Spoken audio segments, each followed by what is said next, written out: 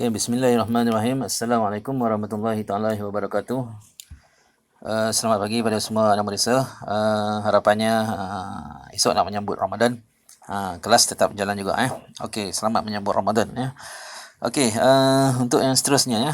Pada kali ini tajuk yang berikutnya iaitu tajuk yang ke-6 iaitu keelektrikan dan kemagnetan. So kali ini kita nak belajar tentang elektrik dan juga magnet. So dua perkara lah. So tajuk ini adalah asas pengenalan terhadap elektrik dan juga magnet. So minta kamu faham Okey, so dalam ini apa yang kita akan pelajari pada kali ini, yang pertama ialah memerihalkan sumber tenaga kepada tenaga boleh baharu dan tenaga tidak boleh baharu. So ada dua jenis tenaga tenaga yang boleh diperbaharui dan yang tidak boleh diperbaharui. Kemudian yang kedua, menerangkan dengan contoh proses penjanaan. So bagaimana elektrik itu hendak dijana yang dibuat, dihasilkan. Okey, setakat ini mungkin kamu buka-buka mata je, lahir-lahir je, tekan suis tu dapat elektrik tapi kamu tak tahu elektrik tu dihasilkan di mana dan bagaimana so kita akan lihat beberapa contoh dan sumber lah. Okey, jadi inilah salah satu daripada rupa kalau kamu pernah lihat, ini ialah pencawang pencawang elektrik. Ini yang kecil lah. Okey, jadi kita akan lihat sebentar lagi. Okey, bagi mereka yang ada buku teks, sila buka buku teks. Okey. Okey, buku teks muka surat 159 tenaga dan kelestarian tenaga dan kelestarian. Okey, sel solar digunakan untuk menjana elektrik. Apakah kepentingan penjanaan tenaga elektrik dengan menggunakan sumber tenaga solar di Malaysia Okey, so ini di antaranya. Okey, ini gambar aja dia, gambarannya kalau dulu solar ni tidak ada, teknologi solar tidak ada. So bagaimana elektrik itu dihasilkan so kita akan lihat sebentar lagi. Okey, berdasarkan undang-undang di Malaysia, pemasangan alat pengesan asap di bangunan seperti hospital, hotel, pasar raya, bangunan pejabat adalah wajib. Jadi alat pengesan asap lazimnya mengandungi sedikit bahan radioaktif Namakan bahan radioaktif ini. Apakah kepentingan mengendalikan bahan radioaktif dengan efektif dalam kehidupan seharian? Okey. Okey, dalam bab 6 ni, keelektrikan dan kemagnetan Okey, nampak gambar rajah tu Gambar rajah apa ni? Kipas apa ni? Kincir angin kan? Okey, yang bawah ni inilah panel solar kan. So apa kaitan antara dua benda ni Okey, kita akan lihat. Okey, sebagai info awal dulu menurut laporan agensi nuklear Malaysia, Malaysia perlu membina sebuah stesen jana kuasa yang menggunakan tenaga nuklear pada tahun 2030. So ini 2020. So dalam masa 10 tahun lagi Kenapa stesen jana kuasa ini dapat menjana tenaga elektrik yang mencukupi untuk memenuhi keperluan tenaga elektrik negara kita.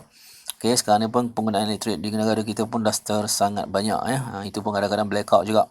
So bila sebut blackout tu maknanya penggunaan yang tidak seimbang lah permintaan yang tinggi sedangkan suppliernya adalah tidak begitu banyak So adakah anda bersetuju atau membantah pembinaan stesen jana kuasa ini di Malaysia So ini nanti kamu fikirlah di manakah stesen jana kuasa yang menggunakan tenaga nuklear harus dibina. Ingat, so bila ada bahan nuklear ni pengurusannya bukannya mudah Anda kata terbocor, maka berlakulah kemalangan yang mana kamu pernah dengar di Jepun di Rusia ada kemalangan loji tenaga nuklear Okey, yang pertama sekali penjanaan elektrik dulu Okey, pelbagai sumber tenaga untuk menjana tenaga elektrik Tahukah anda negara kita Malaysia merupakan sebuah negara yang sungguh berjaya menggunakan pelbagai sumber tenaga untuk menjanakan tenaga elektrik Apakah sumber tenaga yang digunakan di Malaysia? Jadi sumber elektrik menggunakan pelbagai sumber tenaga. Sumber tenaga yang berbeza ini boleh dikelaskan kepada dua kumpulan yang utama. So ingat. So ada sumber tenaga yang boleh dibaharui dan ada sumber tenaga yang tidak boleh dibaharui. So tolong ingat apa maksud baharu, perbaharui dan apa maksud yang tidak boleh diperbaharui. Okey, so maksudnya ada di bawah Yang boleh dibaharui, sumber tenaga yang boleh diganti secara berterusan dan tidak akan habis. Dia tak habis. Pakai ada. Tapi manakala yang tidak boleh diperbaharui, maksudnya sekali pakai maka akan habis Tidak boleh diganti Okey, kemudian contoh, kita lihat contoh Okey, yang boleh dibaharui. Tu dia. Tenaga hidro. So perkataan hidro menunjukkan sumber daripada apa? Daripada air kan. Okey, so air Sentiasa ada air, selagi itu kita boleh menjana elektrik. Ada ombak, selagi ada ombak. Tenaga solar, selagi ada matahari. Tenaga pasang surut, air laut lah. Tenaga angin, selagi ada sumber angin. Tenaga biojisim, selagi ada bahan biojisim yang yang dibekalkan ataupun yang terhasil daripada bahan-bahan semula jadi. Dan tenaga geoterma, iaitu wap ataupun sumber lava yang panas daripada perut bumi kan. Selagi adanya itu, maka dia boleh diperbaharui. Okey, manakala yang tidak boleh diperbaharui, satu ialah tenaga nuklear kan. Bila pakai habis. Arang batu, bila dah bakar arang batu habis. Gas asli, macam gas masak di rumah kita, pakai habis. Tu beli lagi tiap-tiap bulan kan. Satu tong 26 28 ringgit. Okey, petroleum tu yang kamu isi minyak motor tu. Itu sebab kadang-kadang kamu pun tak main sekolah. Kan? Sebab apa bila tak main sekolah? Sebab tak ada minyak motor. Maksudnya habis lah. Kan? Okey, itu di antara contoh tenaga yang tidak boleh diperbaharui ya. Okey, kemudian kita lihat ni antara contoh-contoh lah Kalau kita lihat di Malaysia ni memang keadaan sungai yang banyak dalam dan sumber air yang tinggi, maka kita masih masih dapat menggunakan sistem tenaga hidroelektrik untuk menjana elektrik. Jadi stesen jana kuasa elektrik Bakun di Sarawak sumber tenaga hidro So ini antara yang terbesar lah Kemudian stesen jana kuasa Tengku Jaafar Negeri Sembilan sumber tenaga gas asli. Ini antara yang besar lah. Okey, kemudian di mana lagi? Tenaga Sultan Azlan Shah di Manjung Perak menggunakan arang batu Kemudian di Gelugor pula Pinang tenaga diesel Kemudian di biojisim di Sabah sumber tenaga biojisim salah satunya yang agak besar lah. Okey, ini antara punca-punca bagaimana untuk menjanakan elektrik di Malaysia ni lah. Okey, jadi proses penjanaan proses penjanaannya bagaimana? Okey, generator ialah alat yang digunakan untuk menjana tenaga elektrik. Generator ini bahasa Inggeris lah. Generate menghasilkan. TOR tu maksud penjana lah Perhatikan dalam gambar rajah tersebut. Okey, so apa yang ada pada penjana? Okey, yang pertama sekali dia mesti ada engkol engkol ni bahagian ni lah. Okey, engkol, kemudian mesti ada gegelung dawai. Kemudian mesti ada magnet. Kan? Okey, kemudian apabila engkol ni dia berpusing dia berpusing, dia akan memotong flux ataupun medan magnet. Kan? Ini medan magnet. Magnet ada di depan dan di belakang di atas, di bawah kan. Kita tahu magnet dia ada daya tarikan kan. So bila kita dekatkan daya di antara daya tu, daya antara daya tu dia akan kan kalau kita lihat tu, so ada daya di sini dan ada daya di sini sebab ini magnet 1, yang ini magnet 2. Okey, kemudian tengah-tengah ni ada gegelung wire kan. So bila gegelung wire ni dia berpusing dia akan memotong flux ataupun medan magnet tersebut. So bila potong tak potong, maka dia akan menghasilkan satu tenaga yang dikenali sebagai tenaga elektrik. So tenaga elektrik itulah yang akan mengalir di sini Okey, kemudian bila mengalir dia pergi ke ni contoh disambungkan ke LED LED lampu lah. Okey, so tenaga elektrik datang dan pergi dia dalam satu arah so dia berterusan lah dan lagi selagi dia engkol ni berpusing kan maka selagi itulah lampu LED ni akan menyala itu proses bagaimana elektrik dihasilkan Okey, namakan dua komponen utama yang menjanakan arus elektrik dalam model generator tersebut. Itulah tadi Okey, apabila engkol pada model generator itu diputar, satu arus yang dikenali sebagai arus aruhan akan dihasilkan arus aruhan tadi yang flux tadilah yang akan dipotong Pengaliran arus aruhan ini menyalakan LED Okey, pada tahun 1831 Alistair Michel Faraday. Saya ingat nama tu Michel Faraday kita akan jumpa Faraday itu nanti sebagai salah satu unit dalam elektrik yang mana mengambil sempena nama ahli sains ini lah. Melakukan satu kajian tentang penjanaan elektrik dengan menggunakan medan magnet. Dia guna medan magnet arus elektrik dihasilkan oleh yang pertama ialah gerakan dawai tersebut So apabila dawai menyebabkan garis medan magnet dipotong. So kamu nampak ni Okey, so bila dilihat di sini kan ni magnet. Okey, kemudian ni dawai.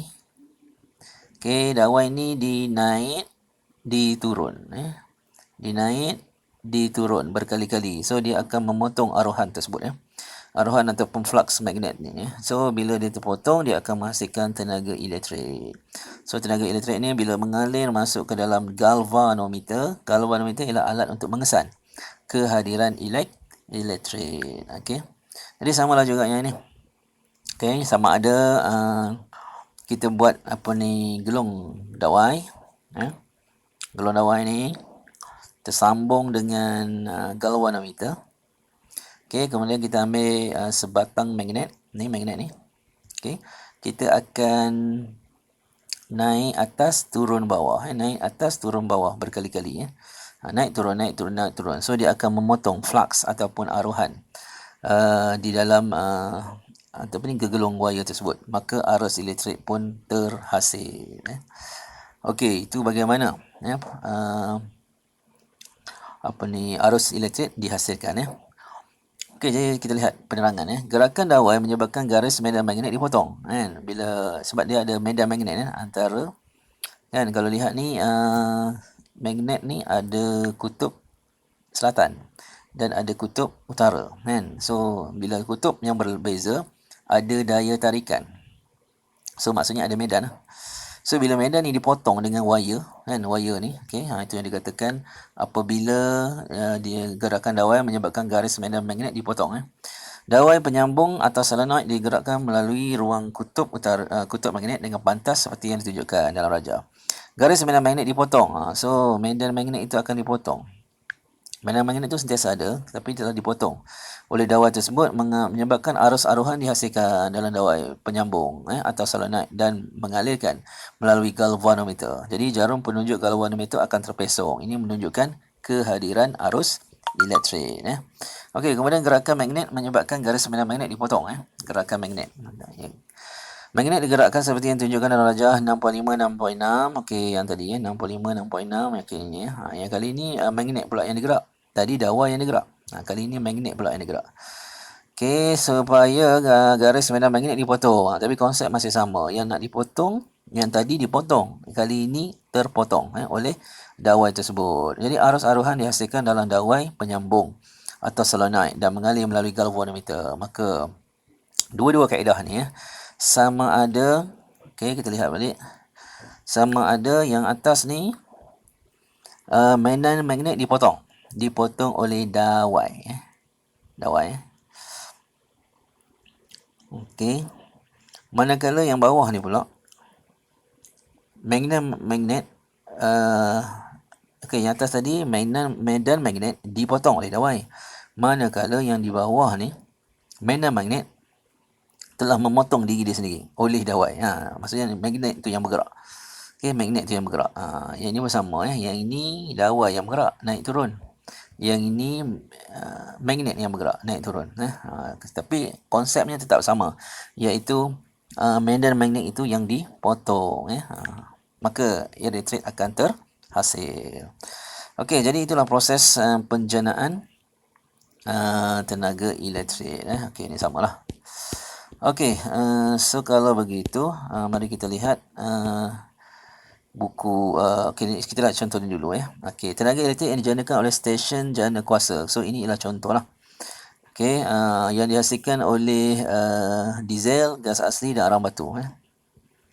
So konsep dia hampir sama. So apabila bahan api dibakar, steam akan naik. So steam ni akan memutarkan turbin. So turbin ni bila dipusingkan, maka dalam ni juga ada magnet, maksudnya flux itu aruhan medan itu dipotong, maka elektrik dihasilkan. Okey, jadi untuk memusingkan ni diperlukan steam. Jadi steam ni diperlukan oleh bagaimana nak hasilkan, dihasilkan oleh bahan api yang terbakar. Okey, kemudian yang kedua, kita lihat tenaga solar. So tenaga solar bagaimana? Tenaga solar sinaran matahari. Sinaran matahari. Okey, dia akan memanaskan panel. Panel. So dalam panel ni akan menukarkan tenaga cahaya daripada matahari kepada tenaga elektrik. Okey, jadi perubahan tenaga yang berlaku, tenaga cahaya bertukar menjadi tenaga elektrik. Di sini tidak ada turbin, tidak ada turbin lah. Okey, mari kita lihat sistem hidroelektrik pula. Okey, sistem hidroelektrik. Okey, masih ingat lagi perkataan hidro. Hydro bermaksud dia menggunakan air. So ini takungkan air lah. Sebab itu kita lihat empangan berada di kawasan yang sangat tinggi. Sebab dia nak melakukan nak membuat satu tadahan air kan, air hujan yang banyak kan.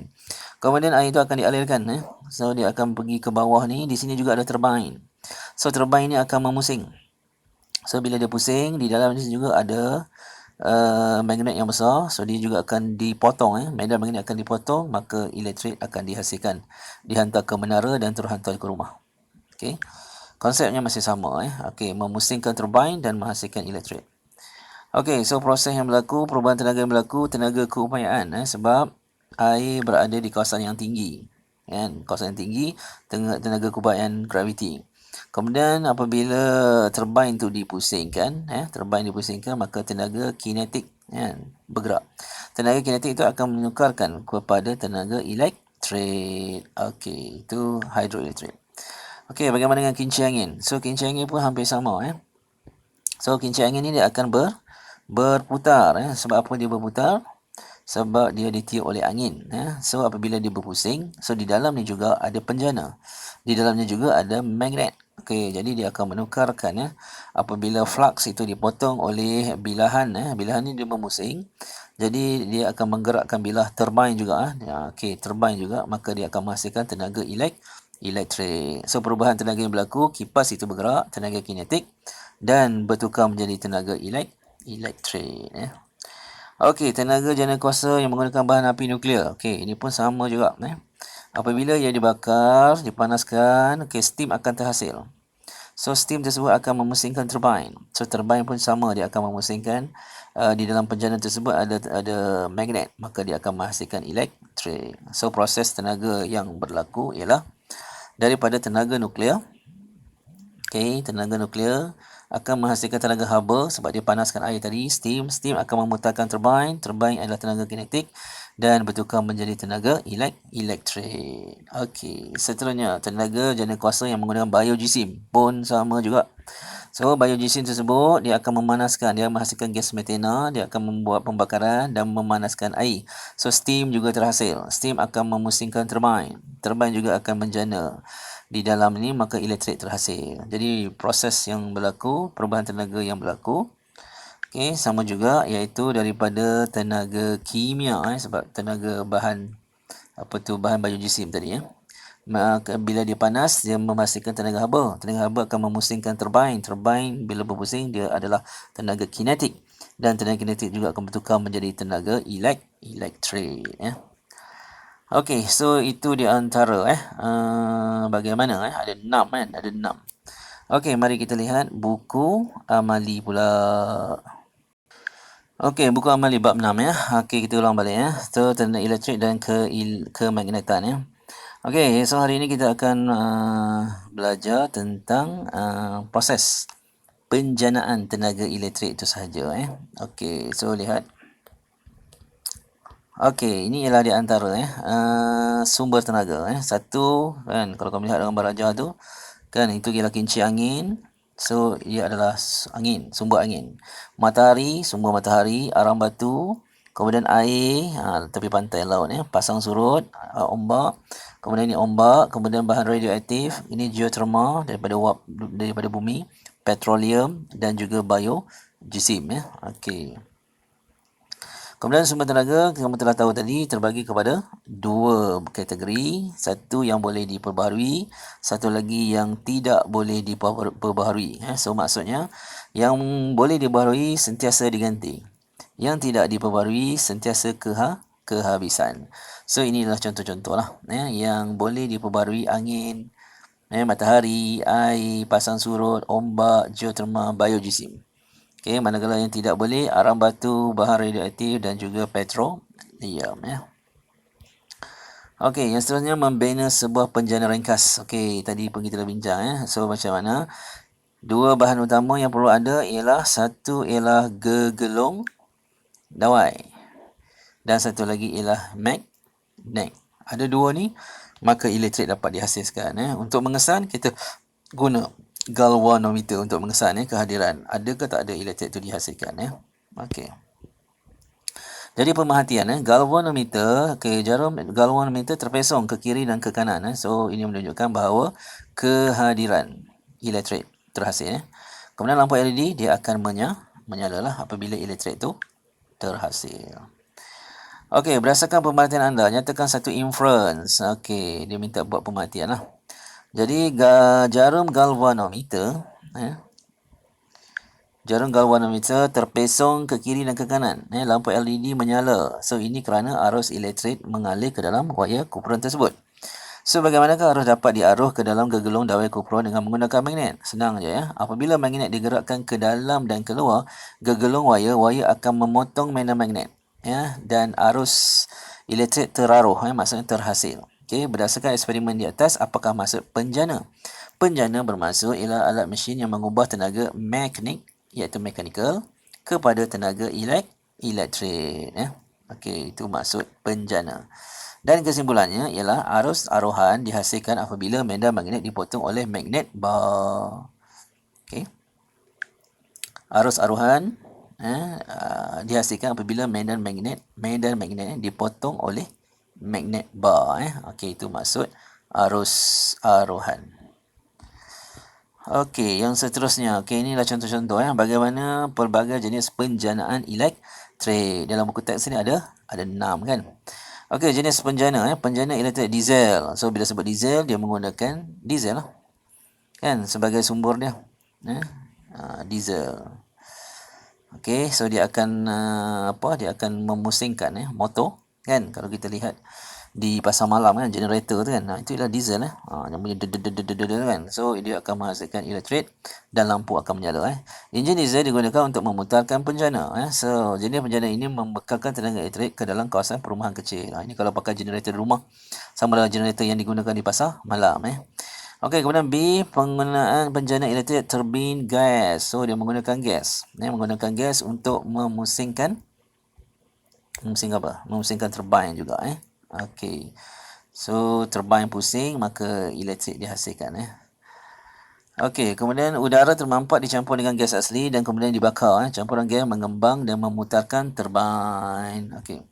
Kemudian yang ketiga, penjana elektrik termal. Okey, termal dia menggunakan wap panas daripada dalam bumi, memanaskan steam juga akan memusingkan turbin. Bahan api seperti arang batu atau gas asli dibakar untuk memanaskan air supaya menghasilkan steam untuk memutarkan turbin. Jadi perubahan yang berlaku ialah tenaga kimia bertukar menjadi tenaga haba dan bertukar menjadi tenaga kinetik dan akhir sekali menjadi tenaga elektrik. Okey, yang keempat, penjana elektrik nuklear. Okey, nuklear pun sama juga. Dia akan memanaskan air, menghasilkan steam dan steam juga akan memusingkan turbin. Tenaga nuklear dihasilkan dalam reaktor nuklear secara pembelahan nukleus untuk memanaskan air supaya penghasilan steam untuk memutarkan turbin. Okey, perubahan tenaga berlaku, tenaga nuklear kepada tenaga haba, tenaga kinetik dan menjadi tenaga elektrik. Dan yang keempat, 5, penjana hidroelektrik. Sama, menggunakan air untuk memusingkan turbin. Air dari empangan dilepaskan. Air yang mengalir laju memutarkan turbin untuk menghasilkan tenaga elektrik. So, perubahan yang berlaku, tenaga keupayaan. Sebab air terletak di kawasan yang tinggi. Memusingkan turbin iaitu tenaga kinetik dan tenaga kinetik akan menghasilkan tenaga elektrik. Senaraikan 3 sumber tenaga alternatif. So tenaga lain selain daripada yang di atas, tenaga angin, tenaga solar dan juga bio-GC. Gariskan jawapan yang betul. Kesemua stesen jana kuasa menggunakan penjana atau dynamo untuk menghantar arus ulang-alik. So ini kita akan buat kemudian. So arus yang terhasil itu ya arus ulang-alik, maksudnya dia pergi dan dia balik ke semula. Kemudian B, tenaga angin. Tenaga angin menggunakan turbin angin yang besar untuk menghidupkan penjana elektrik. Tenaga angin macam yang kita lihat kinci angin je lah. Okey, dalam nota ringkasnya bagi kemahiran IT, penjana elektrik di atas, bawahnya ialah sumber. So, kalau kita lihat di sini, okey, katakan sumbernya ialah minyak. Contohnya, penjana elektrik diesel. Sumbernya ialah gas asli. So, dia digunakan dalam turbin gas. Bahan api fosil, tenaga kaedahnya ialah thermal, kan. Okey, kemudian tenaga nuklear. Okey, tenaga nuklear dia menggunakan bahan nuklear, bahan radioaktif. Tenaga hidro menggunakan air ya, sebagai sumber untuk menjanakannya ya. Okey, jadi itu sajalah untuk hari ini. Seperti biasa, kamu telah apa tadi? Okey, kita kembali balik pada objektif kita pada hari ini. So, yang kamu akan pelajari tadi ialah keelektrikan dan kemagnetan, dua perkara yang sangat berkait rapat. Jadi, yang pertama sekali memerihalkan sumber tenaga. Okay, jadi, kalau tadi kamu dah lihat ada berapa sumber tenaga? Ada 6 contoh kan. Kemudian, ada beberapa contoh tadi lah. Kemudian yang kedua ialah menerangkan dengan contoh proses penjanaan. Tadi kamu dah lihat ada 6 kaedah penjanaan bagaimana untuk menghasilkan tenaga elektrik. Okey, sebentar lagi cikgu akan hantarkan tugasan dalam Google Classroom seperti biasa. So, sila semak dan tolong selesaikan.